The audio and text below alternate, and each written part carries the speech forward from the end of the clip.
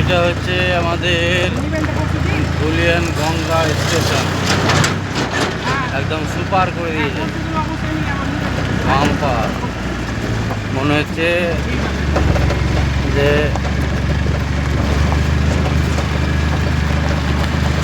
এখানে এরোপ্লেন নামে ওইরকম, এত সুন্দর করেছে, খুব সুন্দর ব্যবস্থা করেছে। ধুলিয়ান দৃশ্য খুব সুন্দর। আর স্টেশন পাশ দিয়ে যে রাস্তা, এটাও খুব সুন্দর। 10 বছর থেকে এরকম হয়ে আছে, ঝাঁ চকচকে রাস্তা। একবার মধ্যখানে খারাপ হয়েছিল, সমাজ খারাপ ছিল, দিয়ে আবার ওইরকম সে আগেকার মতন হয়ে গেছে, ঝাঁ চকচকে। এই যে রাস্তা, ঝাঁ চকচকে রাস্তা। বোলেরো আসছে কত গতিতে দেখেন, সাইকেলওয়ালা আসছে দেখেন কত সুন্দর করে, মোটর সাইকেলওয়ালা। একবারে ঝাঁ চকচকে রাস্তা।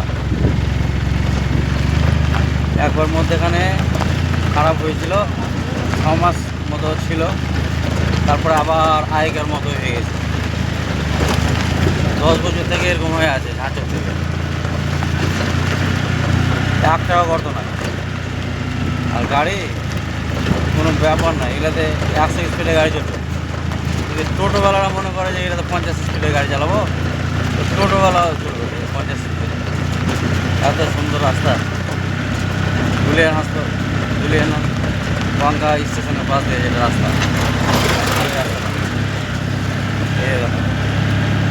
ধুলিয়ান গঙ্গা স্টেশনের পাশ দিয়ে রাস্তা, ঝাঁ চকচকে।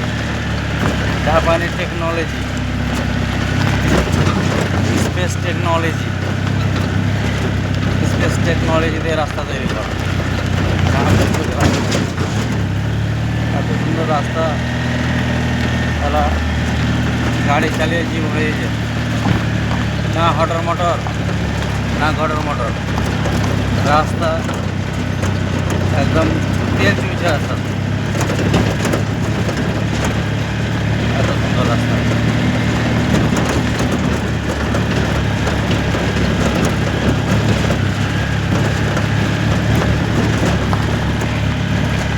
এই রাস্তাগুলো ঠিক করার কোনো প্রয়োজনই নেই।